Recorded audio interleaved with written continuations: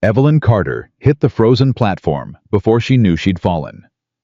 The drunk who shoved past her didn't look back. She didn't cry, didn't call for help. She pressed her palms flat against the ice and told herself what she'd been telling herself for 11 years. Get up. Don't make a sound. Don't let them see. She was 23 years old and already an expert at disappearing. She had $40, one suitcase, and a letter from a stranger in Montana who needed a wife. She had nothing left to lose.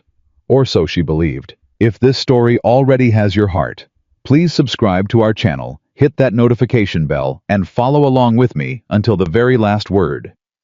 And drop a comment below telling me what city you're watching from. I want to see how far this story travels. Now let's begin. The train pulled into Helena on a Thursday morning in January of 1887, and the cold came through the walls like it had a personal grievance. Evelyn Carter sat with her suitcase across her lap and her hands folded on top of it, the same way she'd sat for 3 days. She hadn't slept. She hadn't eaten more than half a biscuit somewhere outside of Chicago.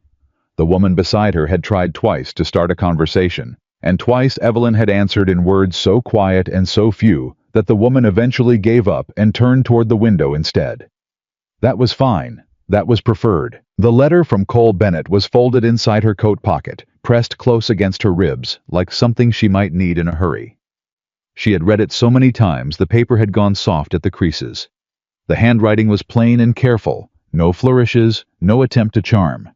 He had written exactly what he needed. A woman willing to work. A woman who didn't mind hard winters. A woman who could cook and keep a house, and in his words, carry her own weight without complaint. He had not written anything about love. He had not written anything about beauty. And that more than anything else was what made Evelyn write back. She did not want to be loved for her face. She had learned very young what happened to women who were. The train lurched to a stop. Evelyn stood and her legs were stiff, and she knocked her elbow against the seat back of the man in front of her, and before she could stop herself she said, "I'm sorry. I'm so sorry. Forgive me." In a voice that came out high and strange, and far too desperate for what had happened. The man looked at her like she'd lost her mind. She looked away. On the platform, the cold hit her full in the face, and she almost went down again. The wind off the mountains had teeth.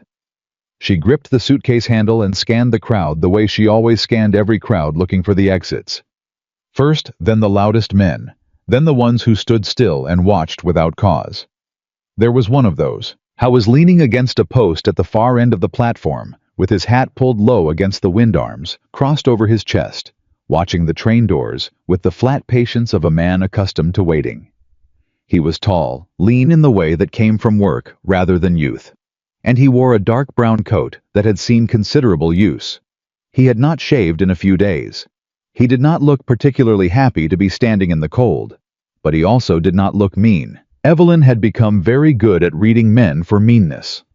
She walked toward him because she had no other direction to walk. He saw her coming. His eyes moved to her face, then to the suitcase, then back to her face, and something in his expression shifted something careful and unreadable that she would spend a long time trying to understand. "Miss Carter," he said. "Yes," she said. "Mr. Bennett." He nodded once. He did not reach for her suitcase. He did not reach for her hand. He said, "Train's late. I've got the wagon out front. You ready?" "Yes," she said again. They walked to the wagon in silence.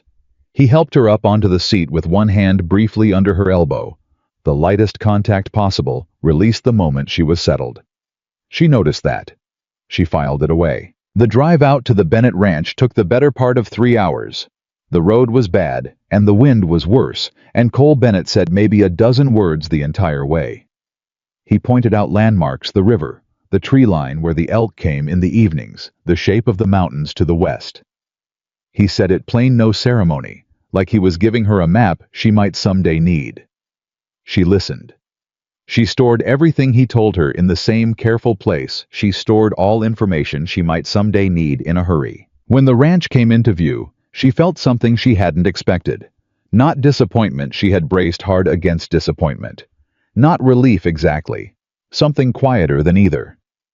The house was modest and square and practical, with smoke coming from the chimney, and a barn set back behind it, and a fence line running further than she could see. It was functional. It was real.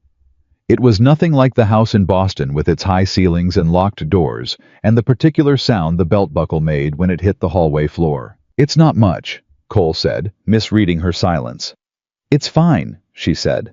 "It's good." He looked at her sideways. She kept her eyes on the house. Inside, he showed her the rooms with the same plain efficiency he'd used for the landmarks. Kitchen. Sitting room. His room. Hers. He had put a quilt on her bed that looked handmade, older, faded blue and yellow, and she touched the edge of it and thought that someone had cared about this quilt once. He said she could arrange her room however she liked. He said supper was usually at 6, but he wasn't particular about it. He said the pump for the well was at the back of the house, and it stuck sometimes in the cold, but you just had to knock the handle twice on the left side. "All right," she said. "All right," he agreed. He left her to unpack. She stood in the room for a long time without moving. Then she checked the door.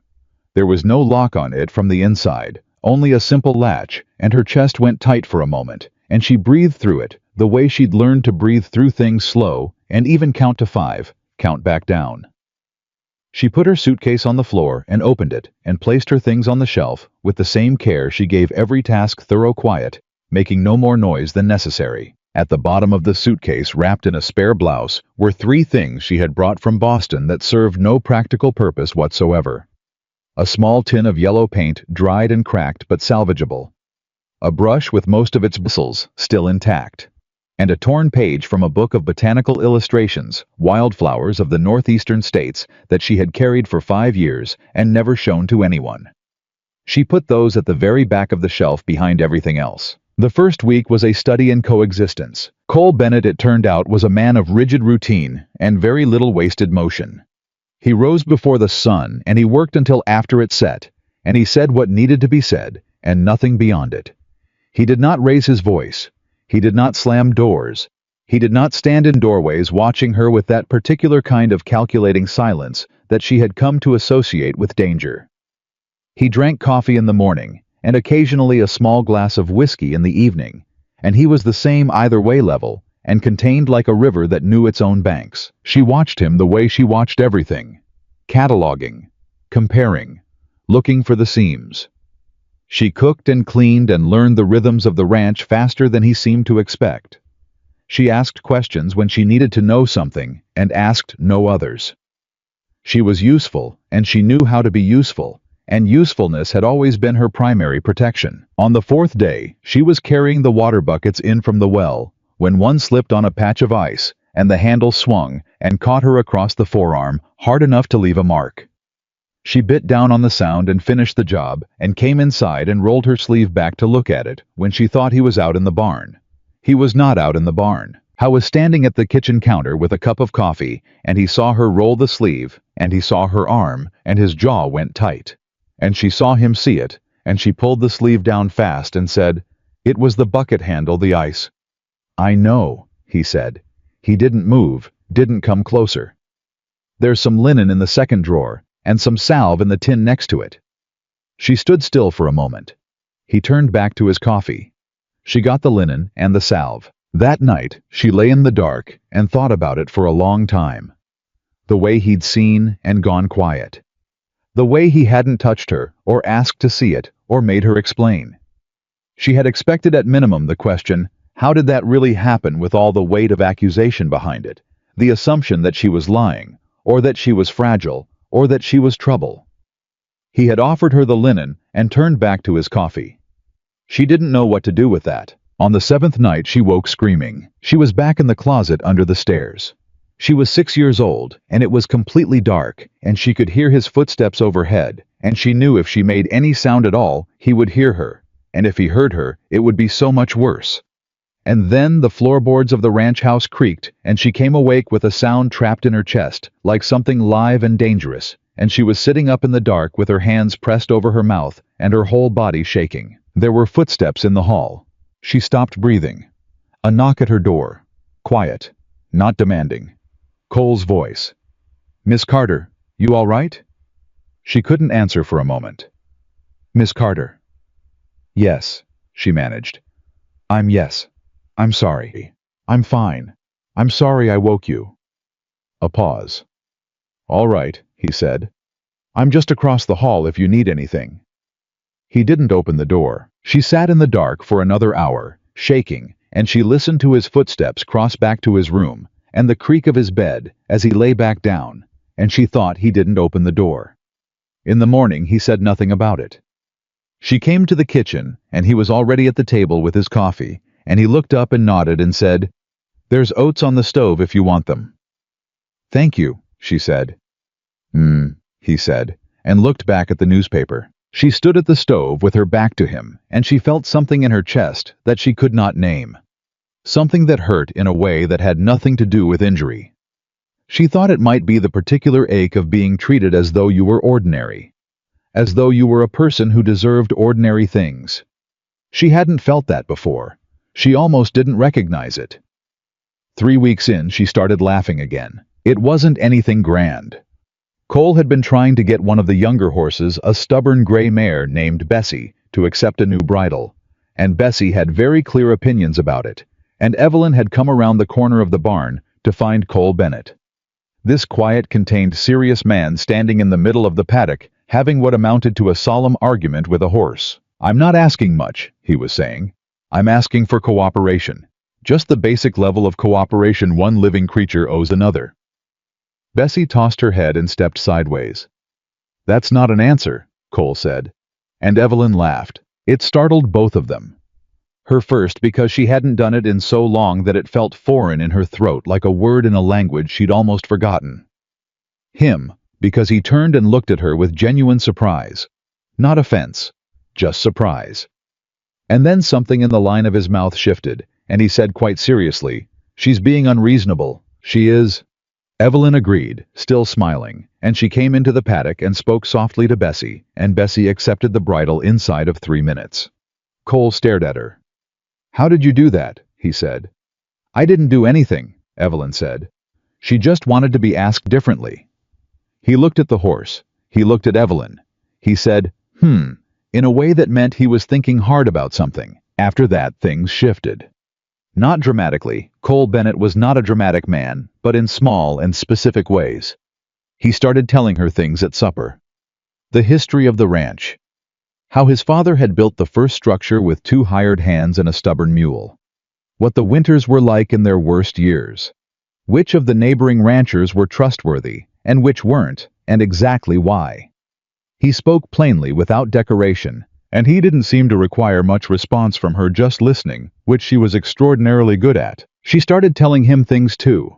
Small things, safe things, that she had grown up in Boston, that she had been educated more than was usual for her circumstances, because her mother had valued it and drilled it into her before she died. That she had always liked painting, but hadn't done much of it in a long time. He said, "What do you paint?" She said, "Wildflowers mostly." He said, "There'll be plenty of those come spring." It was such a simple thing to say. So entirely ordinary. She had to look at her plate for a moment. "I'll look forward to that," she said. He nodded and refilled his coffee, and that was the whole conversation, and somehow it was enough. They were not yet married. The arrangement had been conducted through letters, and the understanding was that she would have a period of time to determine whether the situation suited her before any legal formality was completed. Cole had laid this out in his very first letter with the same plainness he applied to everything. "I won't bind anyone to a life that doesn't suit them. Come, see, decide." She had not expected that. She had expected to arrive and be considered a done thing, a transaction completed, a piece moved to its square on the board. Instead, he was waiting for her decision. She hadn't made it yet. But she was aware with increasing and slightly frightening clarity that she was leaning somewhere. It was on a Tuesday, 5 weeks after her arrival, that everything cracked open. She was in the kitchen in the early afternoon, the 1 hour of the day that was entirely her own, and she had the botanical page unfolded on the table and the tin of paint open, and she was working carefully on a wildflower sketch with a piece of old brown paper she'd found in the pantry, and she could admit this much, almost peaceful. She did not hear Cole come in from the yard. She did not hear his boots on the floor. What she heard was the door, and she spun off the chair with a sound that was not quite a gasp and not quite a scream, and she hit the edge of the table, and the tin of paint went flying, and she was pressed flat against the wall before she'd had time to think the word move. Cole stood in the doorway. He had not moved. He was holding a piece of firewood in one hand. His other hand was at his side, open empty. He was looking at her with an expression she had never seen on a man's face before. Not anger, not impatience, not the particular cold calculation she had been braced for her entire life. He looked the way she might look watching an animal that had been hurt, trying to decide whether to trust something. "I knocked," he said quietly. "I'm sorry. I thought you heard." She was still pressed against the wall. She could not seem to move away from it. Her hands were shaking. "I didn't," she said. "I didn't hear. I'm sorry. I'm sorry, Evelyn. It was the first time he'd used her name. Not Miss Carter. Not ma'am. She stopped. "You don't have to be sorry," he said. "You didn't do anything wrong." The paint was spreading across the kitchen floor in a slow yellow arc. "Your paint," she managed. "I'll get it," he said. "No, Evelyn." Same tone. Quiet. Level. Completely without threat. "Sit down. I'll get it." She sat. She didn't know why she sat. She had not taken orders from anyone in years. She had been very careful about that. But this didn't feel like an order. It felt like someone handing her something to hold on to. He cleaned up the paint. He put the tin on the table. He looked at the brown paper with the half-finished wildflower on it, and he said nothing about it except, "You didn't ruin it. The paint only hit the edge." She looked. I was right. He set the firewood by the stove, and he got 2 cups of coffee, and he sat down across the table from her, and he did not speak for a long moment. Then he said, "You don't have to tell me anything." She looked at him. "But I'm not blind," he said. "And I'm not going to pretend I'm not seeing what I'm seeing." He put both hands flat on the table. "I need you to know something. Whatever happened before you got on that train, none of it happens here. Not ever. You understand me?" She looked at his hands on the table, broad and scarred and completely still. "You don't know what happened," she said. "No," he agreed. "I don't." "Then how can you say that?" "Because it doesn't matter what it was," he said. "What matters is that it's not going to happen in my house." He paused. "Our house." Evelyn Carter looked at Cole Bennett across the kitchen table in the hard winter afternoon light of Montana, and she thought of 11 years of being told that she was the problem, that she was the cause, that whatever came to her came because she'd brought it on herself. She thought of the closet under the stairs. She thought of her botanical page, and the yellow paint, and the spring wildflowers he'd promised would come. "All right," she said at last. He nodded. He picked up his coffee. She picked up hers. Outside the window, the Montana sky was enormous and pale and cold and very, very open. She did not feel safe yet. She was not sure she knew how to feel safe. But she thought, tentatively. The way she might step onto ice, she wasn't sure would hold. She thought maybe this was the first place where learning it might be possible. That night she went back to the shelf, and she took out the botanical page, and she finished the wildflower.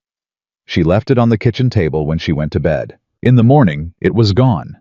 And in its place was a small flat river stone, smooth and gray and ordinary, that she had not seen before, and that did not belong to her. She picked it up and held it in her palm. She did not cry. She was very practiced at not crying. But she held that stone for a long time, and she thought something is beginning. She did not know yet whether she was ready for it. But for the first time in 11 years, she thought that perhaps she wanted to be. The stone sat on the windowsill above her bed for the rest of January. Evelyn had not asked Cole about it. He had not explained it. And somehow the silence around that small gray stone became a kind of language between them. The first one they'd found that didn't require either of them to say more than they were ready to say. February came in brutal and fast. 3 feet of snow in 2 days, the kind of storm that collapsed the lean-to on the north side of the barn, and kept them both inside for the better part of a week. Cole worked on the equipment at the kitchen table. Evelyn mended everything that needed mending and reorganized the pantry and eventually ran out of things to do and sat across from him with the botanical page and her small tin of paint and simply worked while he worked. They didn't speak much, but it wasn't the silence she'd grown up in, the kind that coiled tight and waited to become something dangerous. This was a different animal entirely. This was just two people in a room being in a room. On the third day of the storm, Cole looked up from a broken harness buckle he'd been fighting for an hour and said, "You ever done leather work?" "No," she said. He slid it across the table. "The threading's backward. If you can see where it's wrong, you can usually work out how to fix it." She looked at it for a long moment. Then she turned it over twice and found the seam. She pointed to it without speaking. He leaned in and looked and said, "Well." Just that. Well. But the way he said it with genuine, uncomplicated respect hit her somewhere behind the sternum in a way she wasn't prepared for. "My mother sewed," she said. "She used to say the thread always tells you where it wants to go if you let it." Cole looked at her. "She sounds like she was a smart woman." "She was," Evelyn said. "And then because it came out before she could stop it, she died when I was 9. Silence. "I'm sorry," he said. "It was a long time ago." "Doesn't always make it shorter," he said. She looked up. I was already back to the buckle, but something in the set of his shoulders told her he knew exactly what he'd just said and had meant it precisely. She turned back to the botanical page. Her brush was shaking slightly. She steadied it. "Doesn't always make it shorter." She thought about that for days. The storm broke on a Thursday, and they dug out the barn together. Cole with the big shovel, and Evelyn with the smaller one, working side by side, without discussion about who should do what or how much. She kept pace with him. He noticed and said nothing, which was better than the alternative. When they got to Bessie's stall, and the mare pressed her nose against Evelyn's shoulder with enormous trust, Cole said, "She never did that with my wife." Evelyn went still. She had not known he'd been married. It was not in his letters. She said carefully, "What was her name?" "Margaret," he said. He was forking hay, and he didn't look at her. "She passed 4 years ago. Fever." "I'm sorry," Evelyn said. "She hated the winters," Cole said. "She was from Georgia. She tried. She just never—" He stopped, pushed the fork into the hay. She never quite believed this was going to be her life. Evelyn understood that. She understood the particular exhaustion of living in a life you couldn't yet believe was real. "Do you think she would have?" she asked. Eventually, he thought about it seriously the way he thought about everything. "I don't know," he said. "I used to hope so." He glanced at her sideways. "You're nothing like her." It could have been an insult. Coming from him, it wasn't. "Is that good or bad?" she asked. He almost smiled. "Undecided," he said. She laughed, and he did smile, then just barely, just at the corner, and Bessie tossed her head like she approved of all of it. March thawed the ground and brought mud, and then the first pale shock of green at the fence lines, and somewhere in the daily work of the ranch, the horses, the cattle, the cooking, the fixing, the endless physical labor of keeping a working spread alive. Somewhere in all of that, Evelyn Carter stopped waiting for the other shoe to drop. She didn't notice it happening. That was the thing. One morning, she simply woke up before the alarm and lay there in the gray pre-dawn light and realized she had not checked the door in the night, had not lain awake cataloging exits. She had just slept. Long and dark, and without the closet, without the stairs, without the sound of the buckle.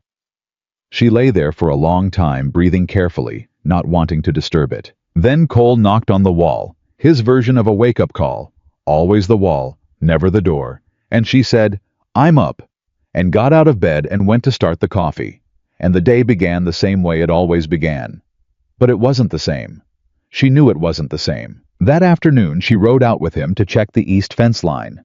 She had been learning to ride for 6 weeks quietly, and without fanfare, asking Cole questions only when she had to, and solving everything else herself. And she was not yet graceful, but she was competent, which was better. He rode beside her instead of ahead of her. She had noticed he always positioned himself that way now, beside, not in front, not behind. She had never had to tell him why it mattered. He had simply figured it out. The Henderson place sold, he said when they reached the fence. To who? Man named Pruitt, Gerald Pruitt. He came out from Kansas with money and opinions. Cole tested a fence post with both hands. Solid. He moved to the next. Already talking about buying up the valley. Do you believe him? I believe men with money and opinions generally get one or the other, he said. Rarely both. She filed that away. Which one do you think he'll get? Cole looked at her. Depends on who pushes back. She held his gaze. And will you? If it comes to it, he said. She nodded. She believed him. She had spent her life reading the difference between men who said things and men who meant them, and Cole Bennett was firmly and unambiguously in the second category. They rode back as the sun started dropping and the sky went that deep, painful blue. It got over the mountains in early spring. Evelyn was aware of him riding beside her, the sound of his horse, the pace he kept to match hers without making it obvious. He was doing it, and she was aware of something gathering in her chest that she still didn't entirely trust, but could no longer entirely ignore. She told herself it was gratitude. Gratitude was safe. Gratitude was something she understood. She was almost convincing. It was a Wednesday in late March, still cold enough for a coat in the morning when the rider came up the road from town. Evelyn saw him first from the kitchen window. A man on a good horse, well dressed for the territory, moving up the drive at a comfortable pace like he was expected. She dried her hands and went to the door, and Cole was already coming from the barn, hat in hand, squinting against the pale morning light. The man dismounted. I was perhaps 30. Clean-shaved, dark-haired, with Evelyn's same slightly too wide jaw, and the particular way of holding himself that she recognized the way you recognize a word in your own handwriting, with a lurch of something complicated and unresolved. Evelyn, he said. She went absolutely still. Evelyn, he said again, and he had the nerve to smile wide and warm and practiced. Lord, it's been years. I wasn't sure I had the right place. Cole looked at her. You know this man? Her mouth had gone dry. He's my brother, she said. My older brother, Nathan. Cole's expression shifted, careful, alert, reading the room, the way he read everything. He didn't step forward. He didn't step back. He just watched her. Nathan Carter spread his hands like a man in a pulpit calling for peace. I've been looking for you for months, he said. I didn't know where you'd gone until I spoke to the agency. He looked at Cole. I apologize for arriving unannounced, sir. This couldn't wait. What couldn't wait? Evelyn said. Nathan looked back at her. Something in his expression changed. The warmth pulled back like a tide, and underneath, it was something she recognized far better.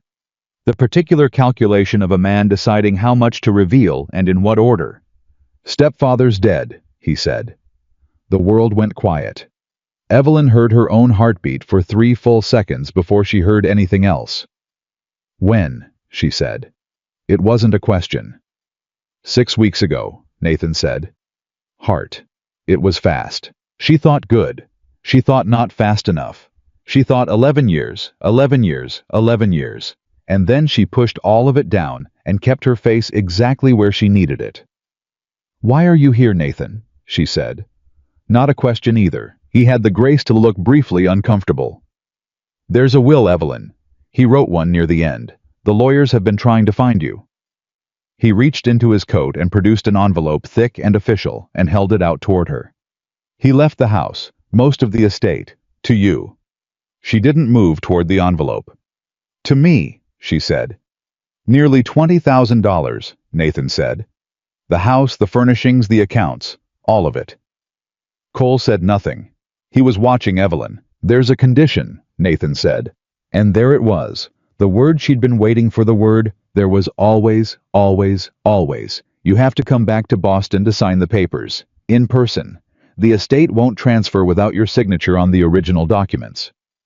Evelyn looked at the envelope in his outstretched hand. She thought about the house in Boston. The smell of it. The particular way the light came through the dining room windows in the afternoon. The sound of the stairs. The closet door. No, she said. Nathan blinked. Evelyn. I said no. Her voice was level and clear, and she was surprised, genuinely surprised by how steady it was. I am not going back to that house. It's $20,000, Nathan said, like she might have missed the figure. I heard you. That's more money than most people see in a lifetime. You could do anything. You could... I said no, Nathan.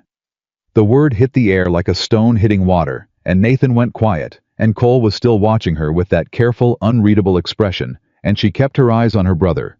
And she thought, you don't know what you're asking me to walk back into.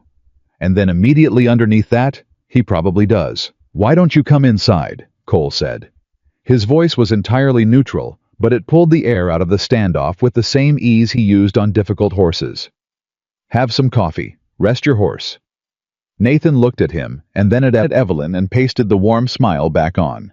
I appreciate that, he said. They sat at the kitchen table, the same table where Cole had put his hands flat and told her whatever happened. Before you got on that train. None of it happens here. And Nathan laid out the terms of the will with the efficiency of a man who had rehearsed it. The house. The bank accounts. A stipulation that the signature must be given at the office of a lawyer named Haskins on Boylston Street within 60 days of notification. The 60 days had started, Nathan said the moment he'd found her. How much time do we have? Cole asked. Evelyn looked at him. Nathan looked at him too. About 5 weeks, he said. Maybe 6. Cole nodded slowly. He was looking at his coffee cup. That's manageable. I'm not going, Evelyn said. You don't have to decide right now, Cole said. He said it quietly to her, not to Nathan. You don't have to decide anything right now. Something in her chest cracked. The way ice cracks over a river in the first real thaw. Sudden and irreversible. And you don't know until it happens how much weight it had been holding. Cole. It's your choice, he said.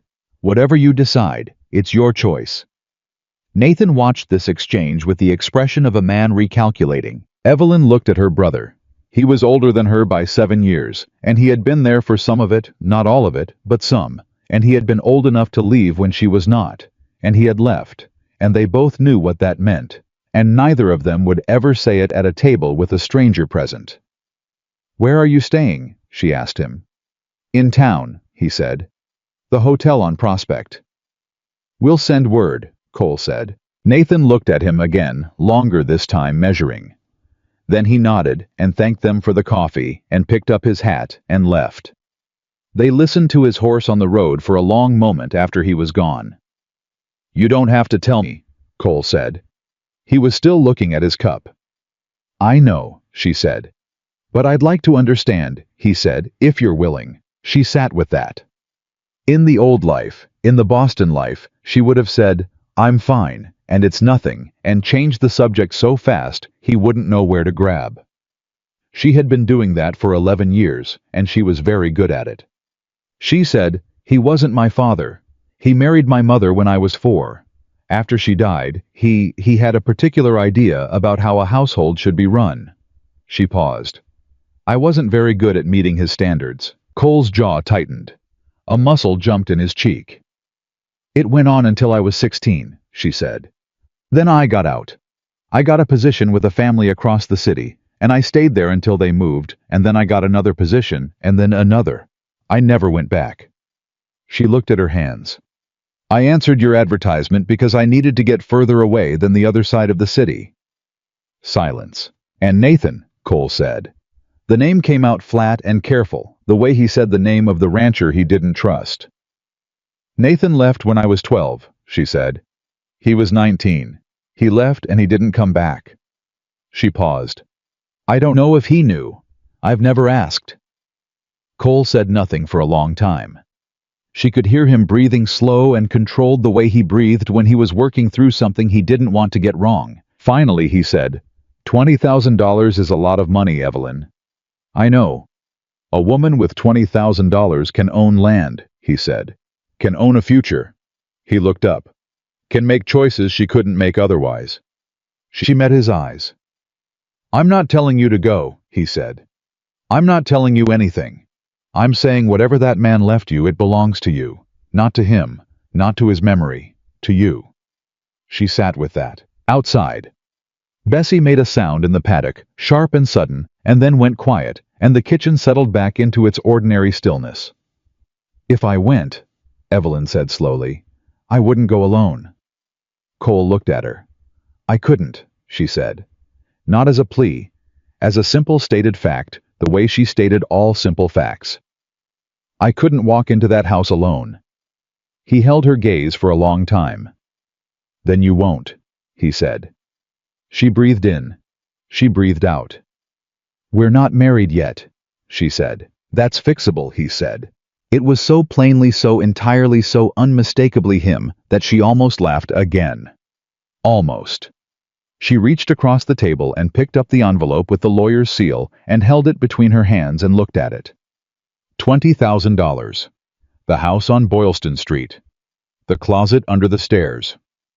Her stepfather dead in the earth for 6 weeks and still somehow reaching for her across 1,500 miles and 5 years of distance. She set the envelope down. She looked at Cole. "Ask me again," she said. "About the marriage. Ask me properly." Something moved across his face, quick and deep and honest. He cleared his throat. He said, "Evelyn Carter, will you marry me?" "Yes," she said. Not because she needed to. Not because she was afraid. Because she chose to. The distinction she was beginning to understand was everything. They were married on a Friday morning with the justice of the peace and Helena, and 2 ranch hands as witnesses, and no flowers, and no ceremony to speak of, which suited both of them exactly. Cole signed the register first and slid the pen to her without a word, and she signed Evelyn Bennett in the same careful hand she used for everything, and when it was done, the justice of the peace shook Cole's hand and nodded at her, and that was all there was to it. On the walk back to the wagon, Cole said, "I'll get the ring made when we're back from Boston." And she said, "You don't have to." And he said, "I know I don't have to." And that was the whole conversation about it. She didn't need a ring. She needed what she already had, a man who understood the difference between having to and choosing to. They left for Boston 4 days later. Nathan traveled with them, which Evelyn had not wanted, and could not reasonably refuse without explaining why, and she was not ready to explain why in front of her brother. He rode in the train car ahead of theirs, which she suspected was Cole's doing. Though Cole said nothing about it, he had a way of managing situations without drawing attention to the management, and she was learning to recognize it and be grateful for it without letting herself depend on it too much. Depending on people had historically gone badly for her. The train east was 3 days. She slept more than she expected to. Cole read a survey report for most of the first day, and then slept with his hat over his face for most of the second, and somewhere in the 3rd day when the cities started crowding in outside the window, and the air changed to something heavier and more complicated. She felt the dread begin its slow crawl up from her stomach. She sat with it. She'd had a lot of practice sitting with dread. "Talk to me," she said. Cole looked over. "About what?" "Anything," she said. "Something real." He thought for a moment. The east fence on the Henderson property, Pruitt's property, now runs about 40 yards inside our survey line. I've been meaning to bring it up with him, but the timing hasn't been right. He paused. "Man like that, you want to raise it when you have the advantage." "What advantage do you have over him?" "Not yet," Cole said, "but I will." He said it with a confidence so complete and so quiet that she felt herself settle just slightly, just enough. "Tell me about Margaret," she said. He went still for a moment. Then he said, "What do you want to know?" "What she was like," Evelyn said. "Really like. Not the kind way you told me before." He looked at her for a long moment, reading her the way he always read her carefully, without pressure, figuring out what she actually needed from what she was actually asking. "She was funny," he said. "Sharp. She could take apart an argument faster than anyone I'd ever met. She just..." He turned back to the window. "She wanted me to be someone different. Wanted the ranch to be something different. And I kept thinking if I worked hard enough, things would change enough to satisfy her. They never did." "Did you love her?" Evelyn asked. "Yes," he said. "But love isn't always enough of the right thing." She understood that completely. She had loved her mother with everything she had, and it hadn't kept her mother alive. She had loved the idea of a safe life for 11 years, and it hadn't kept her safe.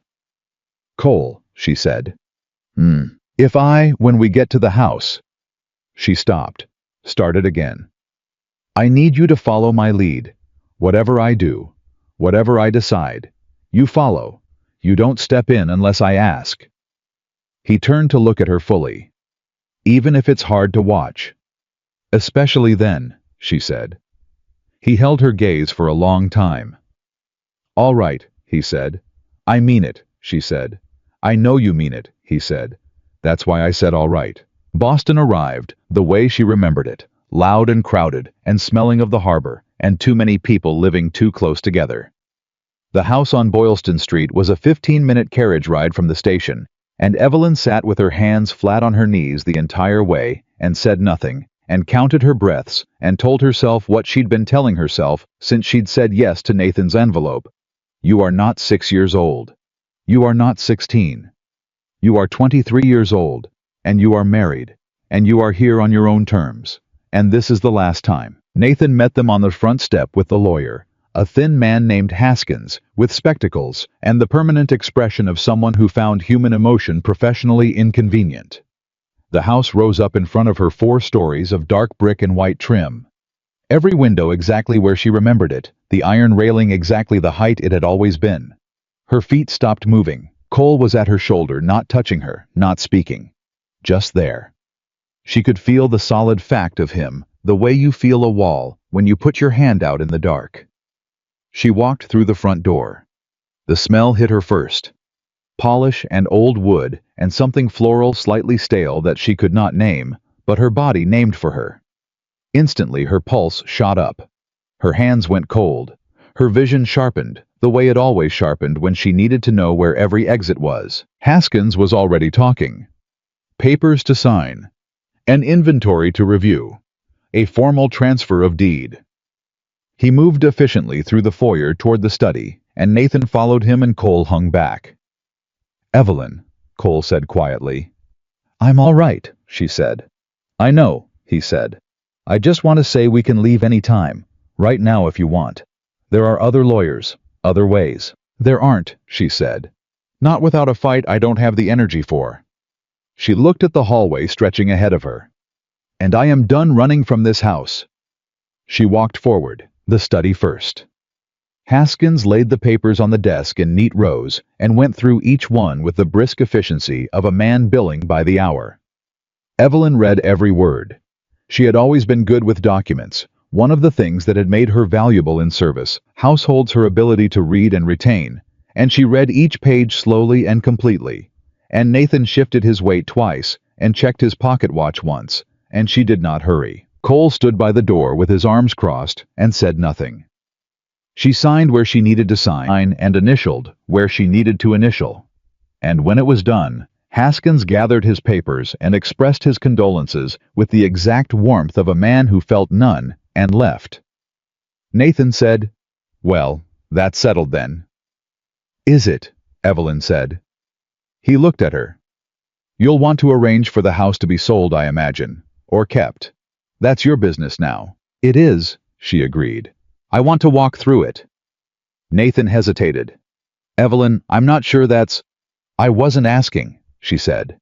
He went quiet. She walked out of the study and into the hallway, and she started with the dining room because it was the furthest from the part of the house she was not yet ready for, and she moved through it steadily, looking at each piece of furniture with the detached assessment of someone taking inventory. The long table. The 12 chairs. The glass cabinet with the crystal her stepfather had collected with the obsessive care he never extended to any human being. She picked up a crystal lamp from the sideboard. She turned it in her hands. Heavy. Expensive. The exact kind of object that had mattered more to Richard Carter than she ever had. She put it back down. Not yet. Nathan was hovering in the doorway. "The crystal alone is worth several $100s," he said. "I know," she said. "I'm just saying it's valuable." She turned to look at him. "Nathan," she said. "Why did you leave?" The question landed hard. She saw it land. "I was 19, he said. "I had to get out." "You knew what he was," she said. "You were old enough to know." Evelyn, did you know what he did after you left? Her voice was steady. She had been rehearsing this sentence for 11 years without knowing she was rehearsing it. Did you know what happened in this house? Nathan's jaw worked. He looked at the floor. I suspected, he said. I wasn't certain. You suspected, she repeated. I didn't know what to. You suspected, she said again. And you stayed away for 11 years, and you only came to find me when there was money involved. The silence that followed had the weight of a confession. Nathan's shoulders dropped. Evelyn, I'm not interested in the explanation right now, she said.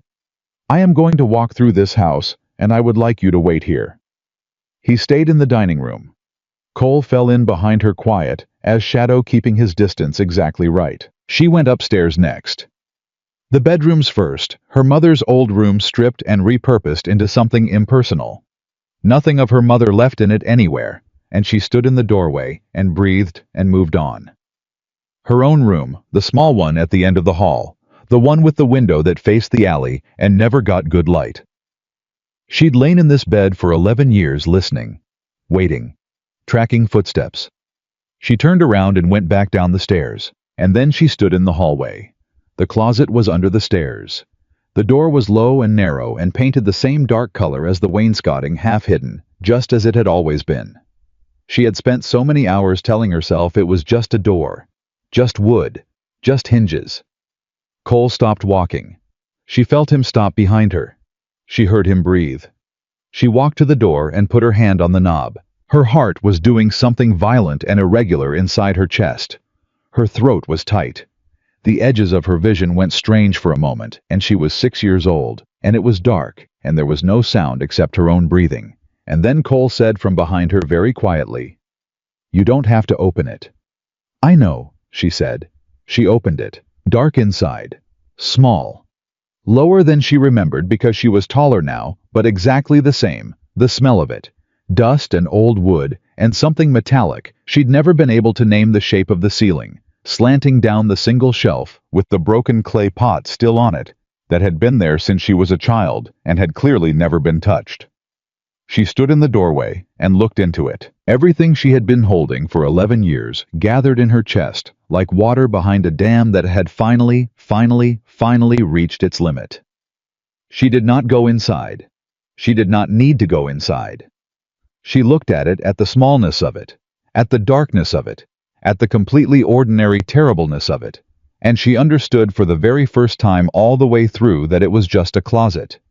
It had never been anything but a closet. The monster who had made it into something else was in the ground, 6 weeks, and she was standing here in his house with her name on the deed, and she was breathing, and she was alive, and she was 23 years old, and she had walked in through the front door on her own 2 feet.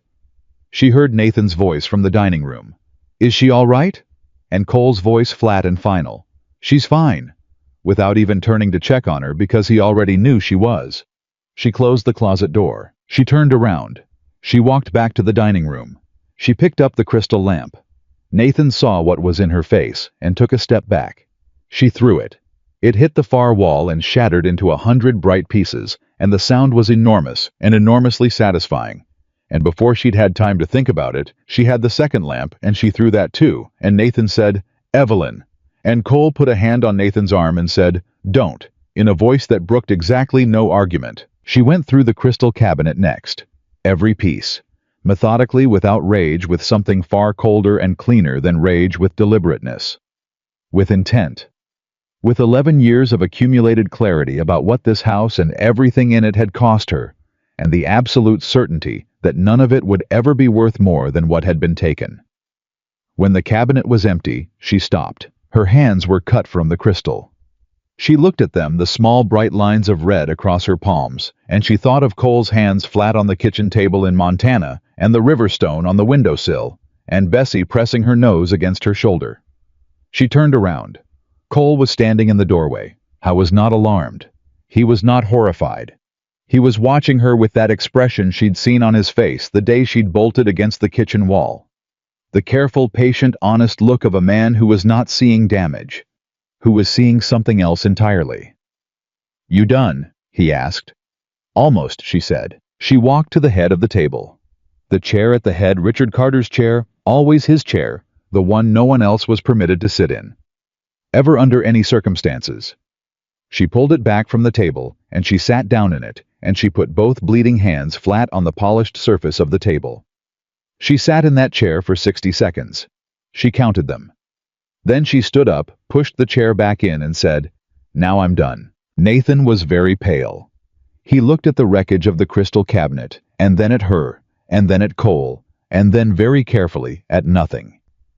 Cole said, "We'll arrange for the house to be listed with an agent in town. Nathan can handle the details." He looked at Evelyn's hands. "We need to wrap those." "I know," she said. He took a handkerchief from his coat pocket. She held out her hands, and he wrapped them without fuss, practical and gentle, the same way he did everything. No theater, no sentiment, no excess of any kind. Just the thing that needed doing done. Nathan said, I'll contact the agent." He was quiet for a moment. Then, in a voice that had lost all its rehearsed ease, he said, "Evelyn, I'm sorry. For all of it. I'm sorry I left you here." She looked at him. She thought about what it would cost her to accept that, and what it would cost her not to, and she decided that a decision that significant deserved more time than she had in this room. "I know," she said. "We'll talk. Later. When I'm ready." Nathan nodded. He looked like a man who understood he had no right to ask for more than that. Cole opened the door, and she walked out into the Boston afternoon, and she kept walking until the house was behind her, and the air was just air again, and she stopped on the sidewalk and tipped her head back and breathed. Cole stood beside her, not touching, not speaking. "You knew," she said. "Knew what?" "That I needed to do that myself," she said. "You didn't try to stop me. You didn't try to fix it." "It wasn't mine to fix," he said. She closed her eyes. The bandaged hands at her sides felt oddly light, like she'd put down something she'd been carrying for so long, she'd stopped noticing the weight. "Cole," she said.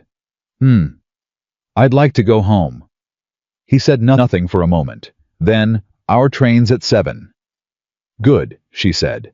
She did not look back at the house, not once, not for the entire walk to the carriage, not at the station, not when the train pulled away from the platform and Boston began to shrink behind the window. She faced forward the entire way. It was, she thought, the best decision she had made in a very long time. Montana came back to them slowly, the way it always did. The sky opening up first, then the land spreading wide on both sides of the track, until Boston felt like something she had dreamed, and then deliberately forgotten. Evelyn's hands healed on the train. The cuts were shallow, Crystal was sharp, but she had moved fast enough that none of them went deep, and by the second day, the bandages had come down to just 2 fingers, and by the time Helena's station appeared through the window, she had put the last of them in her coat pocket and pressed her palms together and felt nothing but smooth, tight new skin. Cole saw her do it. He didn't comment.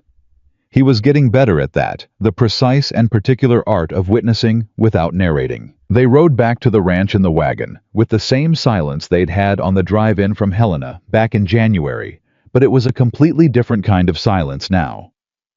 January had been 2 strangers being careful with each other. This was 2 people who had stood in a broken room in Boston and come back out the other side and had nothing left to perform for each other. It was, she thought, the most restful silence she had ever sat in. The ranch looked smaller when she saw it. Not in a disappointing way, in the way things look when you've been away and come back and realize the distance has given you the ability to see them clearly. It was modest and square and practical, and it was theirs.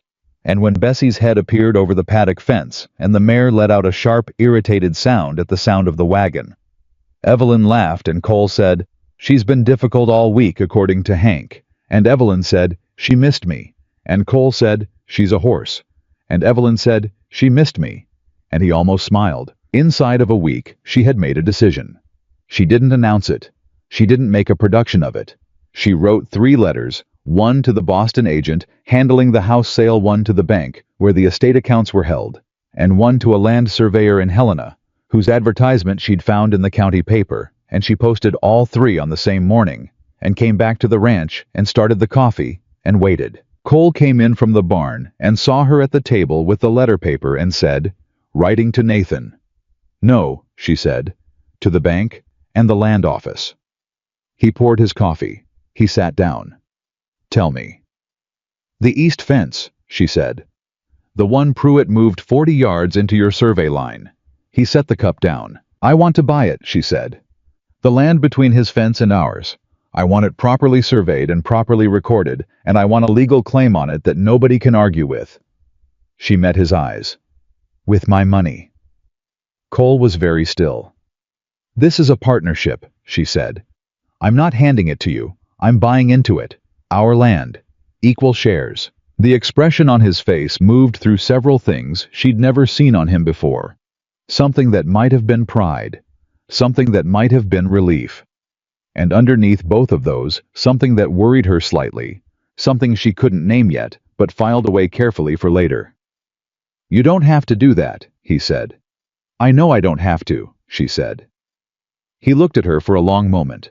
Then he picked up his coffee and said, "Surveyor's good. Hank used him last year." She nodded.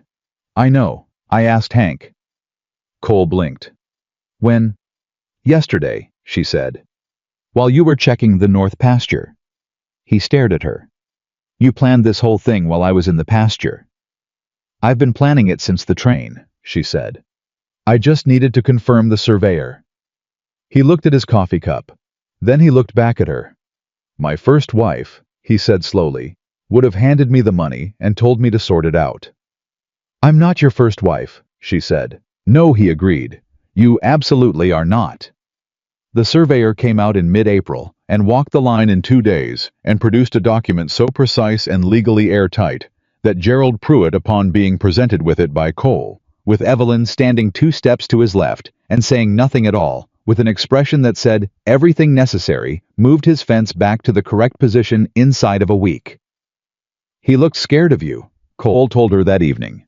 "He should be," she said. Cole laughed, a real one, full and sudden, the kind she'd only heard from him a handful of times, and she thought that sound was one of the best things she'd collected in Montana, and she intended to collect many more of them. The spring came on fast that year, which the old-timers said was a warning. Too warm, too quick meant a hard summer, and the cattle felt it restless and difficult. Running fence lines. They'd always respected losing weight. They shouldn't be losing.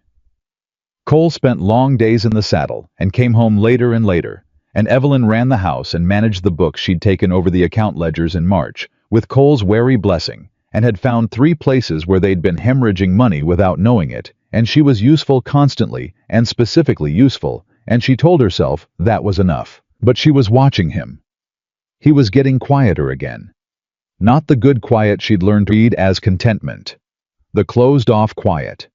The one that had a door behind it. She waited. She watched. She let him come to it himself. He didn't. The cattle problem got worse. By May, they'd lost 4 head to something the veterinarian out of Helena couldn't name with any confidence, and the market price was dropping because half the ranches in the territory were struggling with the same vague ailment and flooding the sale yards with animals before they got worse. Cole came in from the yard one Tuesday night and sat down at the table and put his face in his hands and didn't say anything. Evelyn set a plate in front of him. "I didn't touch it." "Talk to me," she said. "It's the ranch business," he said. "You don't need Cole." He looked up. "I own half this ranch," she said. "Talk to me." He dragged a hand over his face. He looked exhausted in a way that went past physical.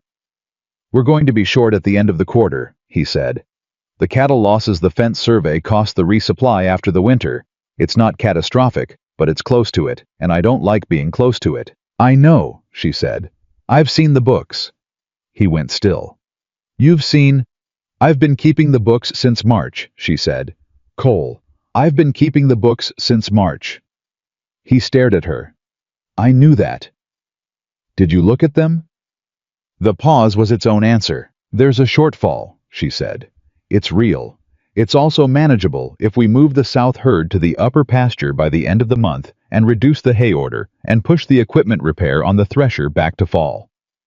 She looked at him steadily. "I've already spoken to the hay supplier. He'll hold the order." Cole stared at her for a very long time. "When did you do that?" he said. "Last week." "You went to the supplier last week." "I wrote him," she said. "He responded yesterday. It's in the correspondence folder." He stood up from the table. He walked to the window. He stood there with his back to her, and she watched his shoulders, and she knew something was coming that wasn't about the cattle or the hay supplier or the books. "Cole," she said. "I don't need you to fix things," he said. The air in the kitchen changed. "I'm sorry," she said. "I said I don't need you to." He turned. "I've been running this ranch for 15 years. I know how to manage a shortfall." She sat very still. "I know you do." "Then why are you going to suppliers and rearranging?" "Because I'm your partner," she said. "And partners don't wait to be asked. There's a difference between a partner and—" He stopped. "And what?" she said. He said nothing. "Say it," she said. "Whatever it is, say it." He turned back to the window. The muscle in his jaw jumped twice. "Margaret used to step in," he said. "When things were bad. She'd take it over the decisions, the contacts, the money, and I'd end up standing in my own house not knowing what was happening with my own life." He paused. It didn't feel like partnership. It felt like being replaced. The silence stretched. Evelyn got up from the table. She walked to him. She stood beside him at the window, not touching, and she said, "Am I Margaret?" "No," he said. "Have I ever made a decision on this ranch without telling you about it?" A beat. "The hay supplier. I told you about it," she said. "I just told you right now, tonight, when I had the answer to bring you." She turned to look at the side of his face. "Cole, I am not trying to take your ranch from you. I am trying to save it with you. There is a difference." He was quiet for a long time. "I know that," he said. The words came out stiff, like they'd been held too long in a tight space. "Do you?" she said. "Because what I'm hearing sounds like a man who's waiting for me to leave." His jaw tightened. "Is that what this is?" she said. "You've been waiting since Boston, since I had my own money and my own claim on the land. You've been waiting for the moment when I won't need you anymore, and I'll go." Cole turned to look at her. His eyes were dark and tired and honest, and she had learned to trust his honesty more than almost anything else about him. "It happened before," he said. "Not leaving, but the needing stopped. And when the needing stopped, everything else stopped with it." "Margaret stopped loving you when she didn't need you," Evelyn said. "I don't know if she ever—" He stopped, looked away. "I don't know." She turned to face him fully.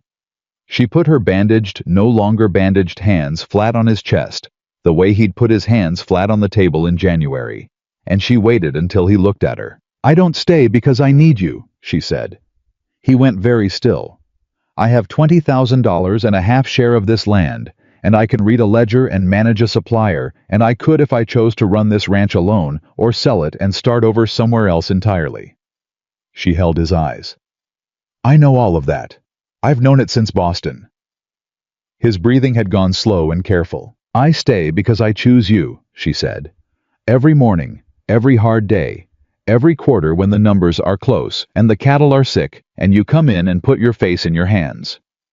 She pressed her palms against him once firmly. "That is not the same thing as needing. Do you understand the difference?" He looked at her for a very long time. Then he put one hand over hers, both of them covering them completely. "Say it again," he said. His voice had gone rough. "I choose you," she said. "I would choose you even if I didn't need a single thing you have." He closed his eyes. He stood like that for a moment, this contained, careful, self-sufficient man, and she watched something in him come loose. Not break. Come loose. The particular release of a thing that has been held rigid far too long, finally being allowed to relax. "I'm sorry," he said. "For what?"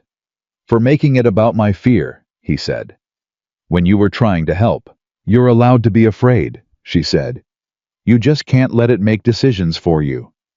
He opened his eyes. He looked at her. Really looked the way he had on the platform in January, when he'd seen something in her face he couldn't name, and she thought, "We have come such a very long way from that train platform." "The hay supplier," he said. We save about $40 on the spring order, she said. And the south herd, they'll be better in the upper pasture. I checked Hank's notes from last year. He moved them in May, and the weight was up by June. He looked at her. When did you read Hank's notes? March, she said. When I took over the ledgers. He made a sound that was almost a laugh. You've been running this ranch since March. We've been running it, she said. He said. The corner of his mouth curved. Equal partners. Equal partners, she confirmed. He looked down at her hands, still held inside his, and something in his expression settled not into contentment exactly, but into something realer than contentment. Something that didn't need a name, because it was already too well understood. They got the south herd moved in the last week of May. They cut the hay order and pushed the thresher repair, and Cole made 2 hard calls on cattle he would have held on to in a better year. And when the quarter ended, the numbers were tight, but standing, and Evelyn put the ledger away and made coffee, and they sat at the kitchen table, and neither of them said much because there was nothing that needed saying. In June, a letter came from Nathan. Evelyn read it twice and set it on the table, and Cole watched her face and said, "Good or bad? He found a buyer for the house," she said. "A young family. He says they're going to gut the interior and start over." Cole waited. "He also says—" She stopped. She smoothed the paper with her thumb. "He says he's sorry. Again. He says it in a different way this time. Less rehearsed." She was quiet for a moment. "He says he'd like to visit Montana, Anna, when we're ready." "Are we ready?" Cole asked. She thought about it honestly. "Not yet," she said. "But maybe before the year is out." Cole nodded. "Your decision." "Ours," she said. He looked at her. "He'd be a guest on our ranch," she said. "That makes it ours." He picked up his coffee. "All right," he said. "Before the year is out." That night, she lay in the dark and listened to the sounds of the ranch. Bessie moving in the paddock, the creak of the house in the wind. Cole's even breathing through the wall, and she thought about what it felt like to have chosen something instead of escape to it. The difference was enormous. The difference was everything. She thought about the closet door. She thought about sitting in the chair at the head of the table. She thought about a river stone on a windowsill and a botanical page left on a kitchen table and a man who knocked on walls instead of doors. She thought about what it had taken to get from there to here. Not rescue, not luck, not someone stronger than her pulling her out of the dark. Work, honesty, the excruciating practice of trusting something that might break, choosing every morning not to run. She pressed her palms together in the dark, the smooth new skin, the healed hands, and she thought, "This is what I built. This is mine. I built this." Outside, the Montana sky was doing what it always did when summer was coming, turning that impossible deep blue at the edges, the color of something so large it had stopped trying to be understood. She slept. For the first time in 11 years, she slept without counting the exits first. Summer came in hard and stayed hard, the way the old-timers had predicted when the spring arrived, too warm too fast. By July, the upper pasture was dry enough to crack underfoot, and Cole was hauling water to the herd twice a day, and coming in at night with dust in the lines of his face and a tiredness that went past the body. Evelyn kept the ledgers and managed the house and rode out with him on the days Hank was needed elsewhere, and they worked side by side in the heat without complaint, because complaining didn't change the sky. But the sky changed anyway. She saw it first on a Thursday afternoon in late August, the color of it shifting wrong in the west, going greenish and low in a way that made the horses nervous before any human could say why.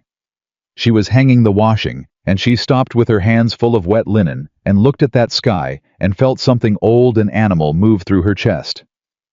"Cole," she called. He was at the barn door. He looked at her. Then he looked at the sky. "Get inside," he said. "The horses. I'll get the horses. Get inside, Evelyn." She went inside. She stood at the kitchen window and watched him move calm and fast, the way he did everything. No wasted motion, getting the main barn doors open, calling to Hank across the yard. Bessie was already screaming in the paddock, the sound high and wild and wrong. The sky went darker. The wind picked up so suddenly, it was like a hand pushing against the house. And then she heard it. The sound she'd never heard before, but recognized instantly from every story, every warning, every old rancher's account she'd absorbed in 8 months of Montana life. A roar like a freight train coming from the wrong direction, from underground, from everywhere at once. She ran for the door. She didn't decide to run. Her body made the decision before her mind caught up, and by the time she thought Cole, she was already outside with the wind hitting her so hard she had to lean into it to stand. The tornado was still a mile out, maybe more. It was narrow and black, and it moved with a horrible, purposeful slowness, the way really dangerous things always moved, like they had all the time in the world. Cole had. Bessie halfway to the barn, and the mare was fighting him all 4 legs, braced whites of her eyes showing, making that sound that wasn't a scream and wasn't a cry, but was both at once. "Cole!" she shouted over the wind. He couldn't hear her. Or he heard her and couldn't respond, both hands on Bessie's lead, leaning back with his full weight, trying to pull a terrified animal toward shelter while the wind built and built. Hank appeared at the barn door and shouted something, and Cole shouted something back, and then the noise swallowed all of it, and Evelyn stopped standing at the house door and walked into the wind. She was not fearless. She wanted to be very clear about that with herself in that moment, even as she walked. She was profoundly, specifically, physically afraid. Her heart was slamming against her ribs, and the wind was pulling her hair loose and throwing grit against her face, and her hands were shaking. She was afraid, and she walked toward him anyway.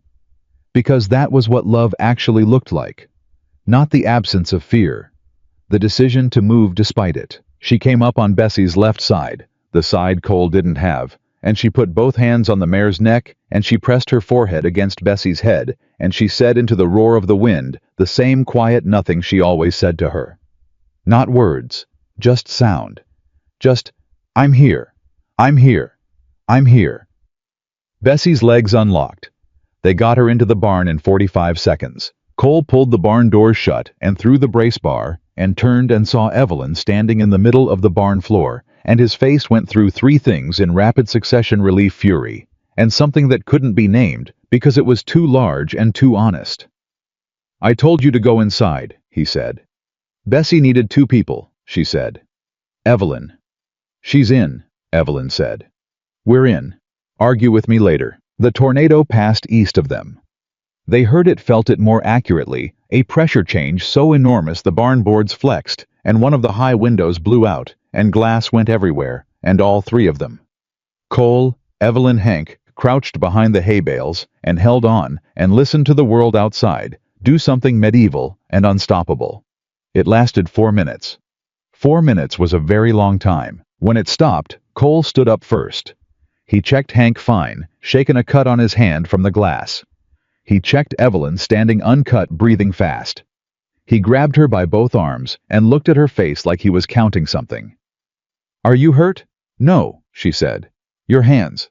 "Not cut." "I'm not hurt, Cole." He kept holding her arms. His hands were shaking.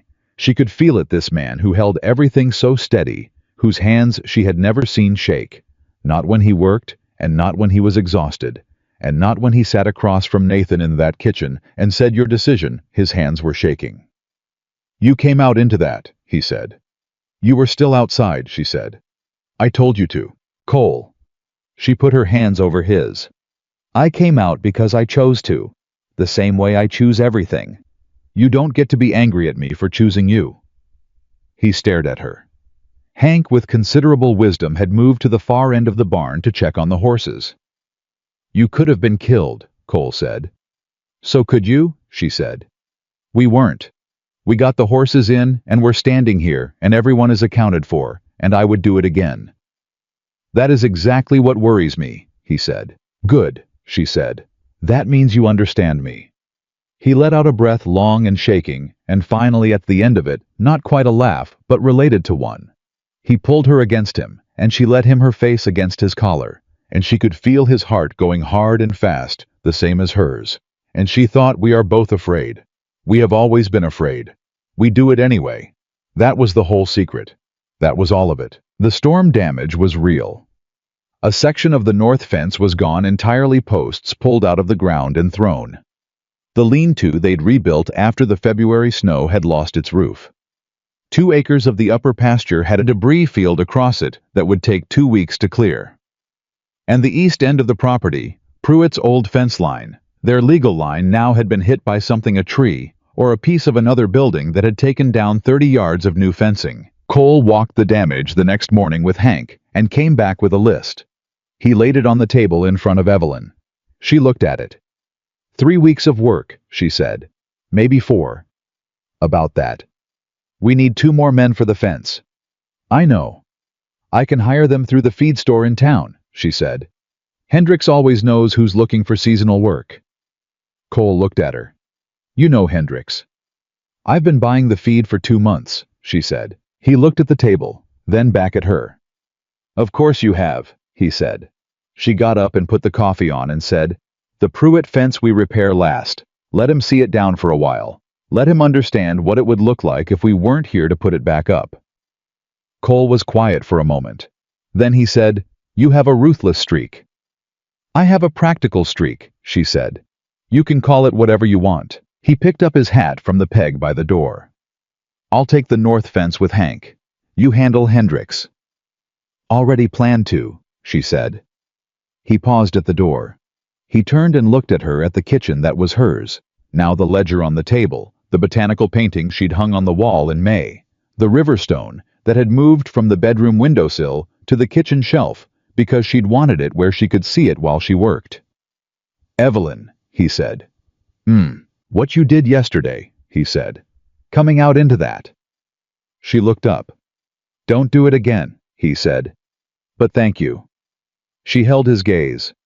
Bessie would have broken her legs fighting that lead. I know, he said. Thank you. She nodded. He left. She stood at the kitchen window with her coffee and watched him cross the yard, and she thought about the woman who had arrived at Helena Station in January with a suitcase across her lap, and $40, and a letter from a stranger, and a body that had learned fear so thoroughly it had forgotten anything else was possible. That woman was not gone. She was still in there. The watchfulness, the careful cataloging of exits, the flinch that still came sometimes when a door opened too fast.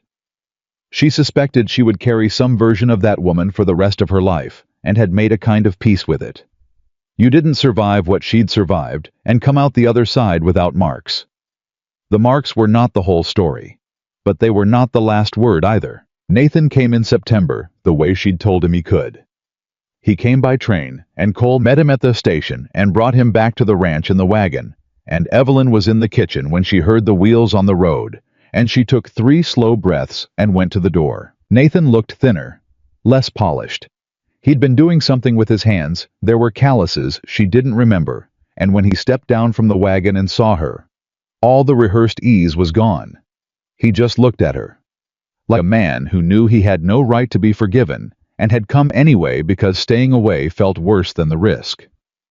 I sold the chair, he said. She blinked. What?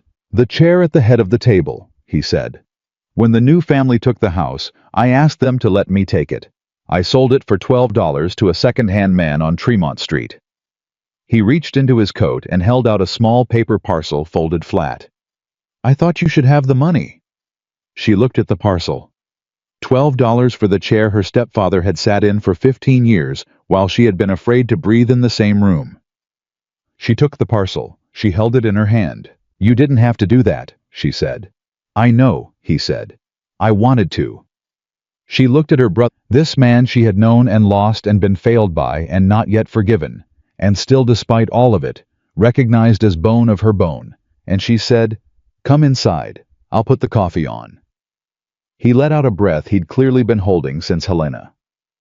Thank you, he said. They sat at the table, all 3 of them, and it was uncomfortable in places, and quiet in others, and Nathan said things that were honest if imperfect, and Evelyn received them with the same care she gave to all difficult things, and Cole said almost nothing, but was present in a way that made everything easier to hold, and by the end of the evening, something had shifted between the Carter siblings that was not forgiveness exactly, but was the beginning of its architecture. Nathan stayed 3 days. He slept in the room that had been Evelyn's before she and Cole had made other arrangements, and he helped with the fence repair and was genuinely useful at it. And on the last morning, he shook Cole's hand and looked at Evelyn and said, "You look different than you did in January, in the photographs the agency sent." "I am different," she said. "I know," he said. "It shows." She walked him to the road. They stood at the fence line in the early morning, and she held the $12 still in her coat pocket. She had not spent it. She was not sure she would spend it. She thought she might simply keep it as this specific kind of monument that had no name, but meant everything. And she said, "Write me, when you're settled." "I will," he said. "And Nathan." She looked at him. "Whatever happened, whatever you knew, and whatever you chose, you were 19 years old, and you were afraid. I understand that." She paused. "I spent a long time being afraid. I know what it makes you do." His jaw worked. He nodded. "I'm not there anymore," she said. "And neither of us can change what was, but we can decide what comes next." He said, "Is that forgiveness?" She thought about it honestly. "It's the door being open," she said. "What you do with that is yours." He left. She walked back to the house. Cole was at the kitchen table with the ledger open and his coffee going cold beside it, and he looked up when she came in and said, "All right." "Yes," she said. She meant it. She hung up her coat. She stood at the stove for a moment with her hand flat against it, just feeling the warmth of it. The ordinary daily warmth of the stove in the kitchen in the house on the ranch that was half hers. Then she said without turning around, "I need to tell you something." Cole set down the ledger. She turned. She looked at him. This man she had married on a Friday morning with no flowers and no ceremony and no promises. She couldn't keep this man who knocked on walls instead of doors, who turned back to his coffee when she needed space, and stayed at the end of the hall when she needed the same thing, who had stood in a wrecked dining room in Boston and understood without being told that some battles had to be fought alone. She looked at him, and she said, "We're going to have a baby." The kitchen went very quiet. Cole looked at her. His face did the thing it sometimes did, moving through too many things at once for any one of them to settle, and then it stopped moving, and what was left was something so completely and entirely unguarded that she thought she had never seen him look exactly like that before. He stood up. He crossed the kitchen. He put his hands on her face. Both of them the way he had never quite done before, completely, and without reservation. And he looked at her for a long moment, like a man looking at something he had not known he was allowed to have. "Evelyn," he said. "I know," she said. "I know." He kissed her forehead. He stood with his forehead against hers, and she could feel him breathing slowly, carefully, the way he did everything that mattered, and she closed her eyes and held the river stone that wasn't there anymore, that she didn't need to hold, because she was already holding everything it had ever meant. Outside, the Montana morning was going gold over the fence lines, over the pasture, over the acres of land, with her name on the deed. Bessie was making the noise she made when she wanted her morning feed, imperious and completely without apology. And somewhere across the yard, Hank was whistling something tuneless and cheerful. The ranch was alive. The ranch was real. The ranch was theirs. The woman who had arrived at Helena Station in January, hollow-eyed, flinching, $40 and a folded letter to her name, an expert in disappearing. That woman had not disappeared at all. She had simply stopped running long enough to find out who she actually was. She was Evelyn Bennett. She was a ranch owner, and a partner, and a reader of ledgers, and a keeper of accounts, and a woman who ran into storms after the people she chose, and was not ashamed of any of it. She was going to be a mother. And standing in the kitchen of the house, she had helped build back from the ground with her own bandaged, no longer bandaged hands. She understood finally, completely, without reservation, that the terrified girl who had once pressed herself flat against walls, and counted exits, and told herself not to make a sound, had done the most important thing a person could do. She had stayed alive long enough to become this. Real love, she knew now, did not erase the past. It did not reach back and rewrite the years, or return the things that had been taken, or make the scars disappear. It did something harder and better and more lasting than any of that. It gave wounded people the ground to stand on, while they built themselves back up. And Evelyn Bennett was standing. She intended to keep standing for a very long time.